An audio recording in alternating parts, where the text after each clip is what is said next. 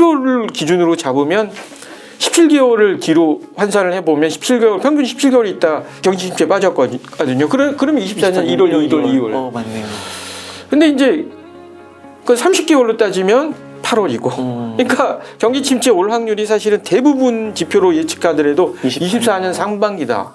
항상 아까도 설명을 드렸지만 이런 시기의 패턴은 주식이 계속 떨어지지만 않습니다. 대세는 흐름은 자산 가격 하락이기 때문에 내려가잖아요. 뭐 주식도 아시겠지만 올 초부터 30%는 내려갔잖아요. 현재 내려가 있는 상태고, 그러니까 대세는 내려갈 수밖에 없습니다. 부동산도 마찬가지고요. 뭐 채권도 채권 가격이 많이 떨어졌잖아요. 그러니까 내려갈 수밖에 없는데 그런 와중에 중간 중간에 상승하는 베어마켓 랠리는 항상 존재하면서 변동성이라고 아까 표현을 했잖아요. 변동성이 계속 끊임없이 많아질 수 있어요. 어떤 통계에 의하면 역으로 주식이 침체 바로 직전에 가장 높이 올라가는 변동성이 보일 때도 있다고 합니다. 그렇게 변동성이 많이 올라가요. 그렇구나. 네, 그래서 그런 부분들을 굉장히 주시하시는 게 되게 중요합니다. 그래서 제가 이런 말씀을 드리는 이유가 뭐냐면 결국은 모든 게 데이터잖아요. 데이터를 가지고 사실 AI나 인공지능이라는 것도 결국은 데이터를 가지고 그 상황에서 가장 잘 예측할 수 있는 어떤 수식을 만들어내는 거잖아요. 수식의 어떤 수식을 찾는 건데 결국은 과거에 우리가 금리 인상기의 흐름을 통해서 그 패턴을 가지고 나름대로 향후에 우리가 변화될 수 있는 경제 상황을 예측할 수 있는 거죠. 네. 예. 와, 그 큰 그림을 그려주시니까 이게 너무 좋은 게요. 지금 미디어나 네. 투자하시는 분들은 이런 큰 그림이 없을 경우가 많은 것 같고 그게 없다 보니까 이거 파월이 발언을 좀 완화적으로 한 것 같으니까 주가가 또 올라가잖아요. 그러면서 이거 좀 또 다시 상승장이 오나? 이렇게 또 생각을 하면서 만약에 가용 자산이 있다고 하면 더 많은 액수가 들어갈 수도 있잖아요. 근데 이게 자칫 위험할 수도 있는 거네요. 그렇습니다. 솔직하게 그래서 제가 불편한 진실이라는 표현을 계속 쓰는 이유가 이런 거는 사실 이게 거시경제의 흐름을 정확히 아는 게 되게 중요합니다. 그리고 되게 재미있는 건 우리나라가 해방 이후에 8번의 경제 위기가 있었습니다. 극심한 경기 침체나 경제 위기가 8번 있었는데 그중에 사실 7번이 미국의 금리 인상이 원인이 돼서 일어났습니다. 그래서 일어났고 그중에 6번은 부동산 자산의 어떤 거품이 붕괴되면서 위기가 증폭된 상황이 됐었거든요. 그래서 특히 이제 부동산의 특징이 있습니다. 부동산은 굉장히 역동적인 산업입니다. 부동산이란 자체는 역동적인 산업이기 때문에 사실 부동산 가격이 이제 금융 완화 시기, 그러니까 금리가 낮고 경기를 부양하는 시기에는 돈도 많이 풀고 유동성도 이럴 때는 자산 가격이 올라가기 때문에 뭐 주식 시장도 좋고 채권도 좋고 부동산도 다 좋아질 수밖에 없잖아요. 근데 부동산은 주식에 비해서 조금 후행으로 올라갑니다. 빨리 올라가진 않고 올라가는데 이제 굉장히 역동적인 산업적인 특징을 갖고 있습니다. 그러니까 예를 들면 한번 올라가서 탄력을 받기 시작하면 보통 우리가 이제 가격 조정 메커니즘이라고 해서 경제학에서 얘기를 많이 하잖아요. 스스로 수요와 공급에 의해서 이게 조정이 되는. 그러니까 예를 들면 수요가 많아지면 공급이 막 증가해서 가격이 조정되는 형태를 이루는데 부동산 산업의 특징은 이런 가격 조정 메커니즘이 적용이 안 됩니다. 그러니까 수요가 올라서 그 수요를 맞추려면 공급하는 데 시간이 필요하거든요. 그렇죠. 몇 년간 시간이 필요하다 보니까 분양하고 청약하고 하면 그러다 보니까 수요가 수요를 또 이렇게 유발하고 공급이 안 되다 보니까 가수요까지 늘어서 가격이 계속 올라가는데 또 특징이 뭐냐면 거기에 금융산업이 플러스 됩니다. 그러니까 금융산업도 가뜩이나 역동적인데 금융산업은 이익을 위해서 뭐 추가로 차입이라던가 이런 거를 늘려서 또 신용도 완화를 시켜주니까 대출받기도 워낙 쉬워지고요. 이런 경기가 확장 시기에는 그러다 보니까 금융산업도 여기 플러스가 돼서 실제 가격이 올라가는 상승기에는 실제 수요 이상으로 급격하게 올라가는 특징을 갖고 있습니다. 그렇군요. 근데 이제 내려가는 시기는 그러면 어떠냐 과거에. 그럼 내려갈 때는 올라갈 때보다도 이제 천천히 내려가는 건 맞습니다. 주식 시장은 빨리 반응을 하지만 천천히 내려가는데 실제 이거는 내려간다고 해서 어떤 부동산을 없앨 수가 없잖아요. 아파트도 없앨 수가 없잖아요. 내려가면 아파트를 없애면 가격이 일정 부분 유지가 될 텐데 그대로 있는 거잖아요. 지어만 놓으면 더 이상 수요가 없다고 해서 없어지지 않고 그대로 존재를 하기 때문에 여기도 또 수요와 공급의 메커니즘이 적용이 안 됩니다. 내려갈 때. 그러다 보니까 내려갈 때는 또 한 분이 이렇게 조금 내려서 놓기 시작하면 공포감 때문에 쉽게 쫓아서 같이 내리는 그런 군집효과라고 보통 얘기하는데 그런 특징을 갖고 있습니다. 그래서 내려갈 때는 좀 심하게 내려가는 특징을 또 갖고 있어요. 그래서 항상 이러다 보니까 자산 거품이 빠지면서 미국도 2008년도 서브프라임 모기지 사태 때 그랬었고요. 우리도 가장 힘들었던 게 2011년 그 저축은행 사태 때가 그런 사태가 있었고 이제 그런 우리가 사실 이렇게 가계부채가 지금 1,800조나 되는 이런 사항들은 기본적인 게 대부분 주담대입니다. 주택담보대출이 상당 부분 70% 이상 차지하는 거고요. 그래서 이런 상태를 우리가 일반적으로 이런 표현을 합니다. 이제 경제학 용어로 금융 불균형 상태다. 상당히 극도로 금융이 차입 투자를 통해 가지고 특정한 자산에 몰려 있는 형태를 얘기를 하거든요. 그래서 그런 상태이기 때문에 경제 위기가 오면 이렇게 금리를 인상하는 시기에는 약한 연결고리부터 하나씩 깨집니다.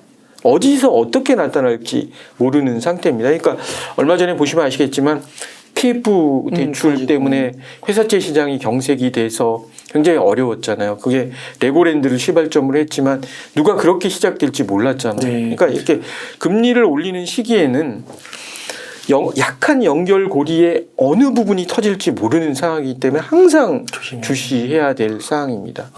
그 동원건설인가 거기도 파산했다고 예, 맞습니다. 근데 그게 앞으로 계속해서 나올 가능성이 있는 건가요? 충분히 가능성이 존재합니다. 그래서 그런 부분에 그래서 그게 건설사들 그리고 항상 우리가 이제 이런 금리를 인상하는 시기에는 어떤 부동산 문제들 또 중소건설사들 또 중소업체들 위주로 좀 자금이 운영이 어려워서 그러니까 과거에는 예를 들면 이윤을 못 내는 회사들도 충분히 차입을 받아서 운영이 가능했잖아요. 또 미래 성장성 가지고 그렇지만 이제 이렇게 금리를 인상하는 시기에는 차입 받은 것들이 고갈이 되면 더 이상 이익이 없다면 신용만으로 추가로 차입하기가 어려워지고 시장에서 특히 이제 저희가 보통 얘기하는 직접 금융이라고 하는 게 회사채 발행하거나 아니면 주식 상장하거나 이런 게 어려워지다 보니까 결국은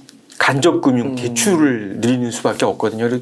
이런 상황이 이제 점점 심화가 될 수밖에 없는 상황이 됩니다. 그래서 보통 하이힐드 채권이라 그래서 물론 이제 굉장히 이제 회사채 중에서도 어느 정도 중간 에리어에 있는 회사채의 신용 스프레드라고 해서 신용이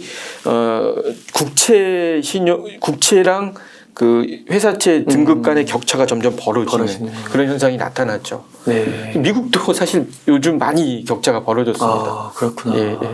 그러니까 책에서 과거 미국은 기준금리 인상을 통상 17개월에서 3년간 진행했다. 그러면은 금리 인상을 2022년 3월인가요? 네네네. 그때부터 했으면 아직 그래도 많이 그래서 이제 지금 4.25에서 아직 조금 더 인상할 폭이 있는 거니까 17개월 보면은 그래도 한 6개월 이상은 좀 남았다고도 볼 수가 있겠네요. 네, 이제 통상 보시면 이제 지난달 얼마 전에 보시면 그 10월달 CPI가 7.7%를 기록했잖아요. 근데 그게 전월 대비 0.4%가 내려간 거거든요. 과거에는 그 전월에는 0.2%였는데 0.4%라 2배 정도로 내려가니까 시장이 굉장히 많이 긍정적으로 반응을 해서 이제는 확실하게 좀 보이는 것 같다. 내려가는 속도가.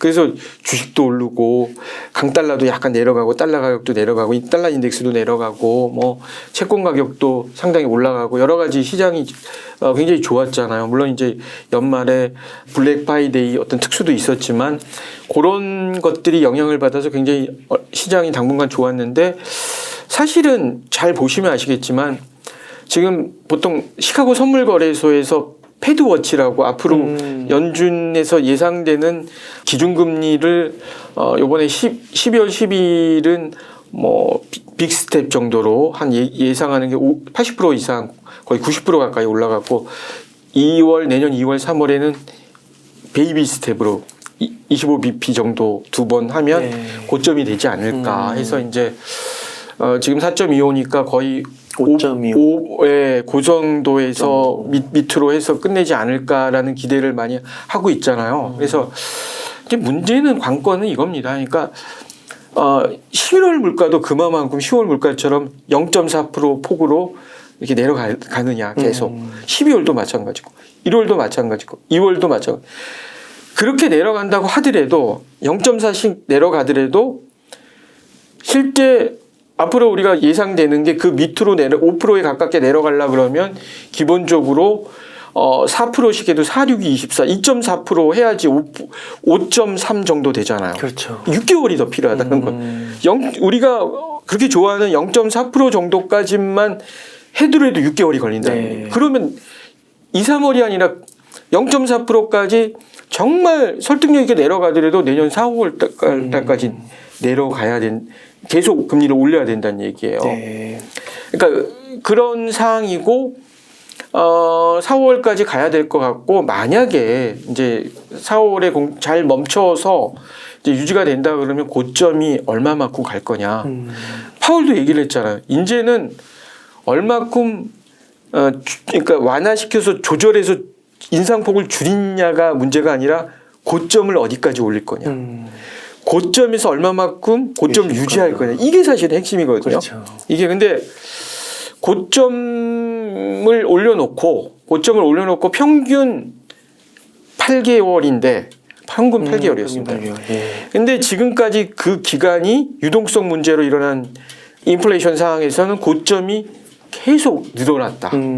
유동성이 막대해서. 예. 지금까지 마지막 유동성 그 인플레이션 상황은 14개월까지 갔다. 그러면 그걸 예상을 하시면 예를 들면 6월이나 5월에 멈춰도 8개월 평균 8개월을 잡아도 내년 초거든요. 네. 내년 24년 초. 네. 24년 초까지 유지가 된다는 겁니다.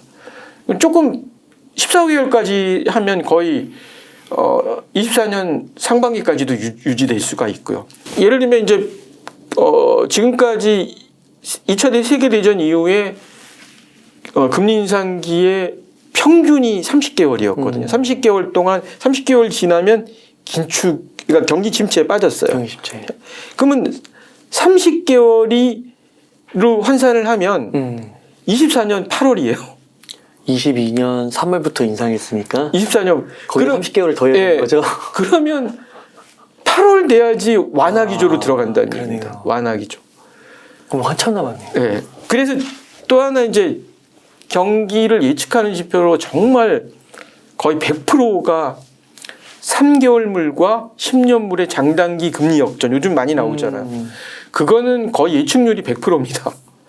2년물과 10년물은 80%고요. 네. 근데 몇 년물하고 몇 년물은 100%예요? 3개월물, 국채 3개월물과 10년물의 역전. 네. 이제 그게 언제 시작을 했냐? 10월 달에 시작을 했습니다. 지난달에. 그렇구나. 그러면 그거는 최하 5개월에서 25개월까지 갔었는데 평균 14개월입니다. 그러면 10월 환산을 하면 네. 10월 달 기준으로 하면 24년 1월, 그렇죠. 2월에 경기 침체에 간다는 얘기예요. 네. 그러면 80%짜리 예측력이 있는 10년물로 하면 10년물과 2년물로 하면 그거는 맨 처음 일어난 게 3월 달에 일어났고 7월 달에 일어났는데 3월 달 거는 금리 인상을 처음 했던 거라 그걸 처음 도입하기엔 좀 문제가 있고 7월을 기준으로 잡으면 17개월을 뒤로 환산을 해보면 17개월 평균 17개월 있다 경기 침체에 빠졌거든요. 그러면 24년 1월, 2월. 맞네요. 근데 이제 그 30개월로 따지면 8월이고. 그러니까 경기 침체 올 확률이 사실은 대부분 지표로 예측하더라도 24년 상반기다. 상반기. 그러면 침체가 와서 완화 기조로 들어가면 실제 완화 기조 있다가 수개월 있다가 진짜 침체의 고점인데 24년 말에서 25년 초란 얘기죠. 네. 그렇군요. 네. 그래서 실질적으로 주식은 그런 경기 침체에 빠지는 순간에 대부분 선제적으로 투자를 하시잖아요. 네. 그러니까 24년 초부터 투자를 하시는 게 맞고 부동산은 약간 틀립니다. 부동산은 실질적으로 이게 시장에 어느 정도 경기에 구체적으로 경기의 금리를 인하해서 경기에 어느 정도 성장 모멘텀으로 작용해가지고 고용이 늘고 소비가 늘고 이래야지 사실 회복이 돼요. 부동산의 사무실이라던가 주거 공간도 늘기 때문에 사실은 더 걸리는 거네요. 25년 정도 충분히 25년 정도 돼야지 부동산 투자의 시점이 걸리지 않을까 슬슬 이런 예측이 됩니다. 그러니까 경기 침체에서 어느 정도 회복을 해야 그때 이제 부동산은 그때부터 조금 다시 오르기 시작하는 거고. 그렇군요. 그러면요, 박사님 이걸 좀 터널에 비유하면 터널에 좀 어디 지점 중에 와 있다고 좀 보세요. 저는 한 30% 온 겁니다 지금. 앞에서 30%? 네. 와, 그렇구나.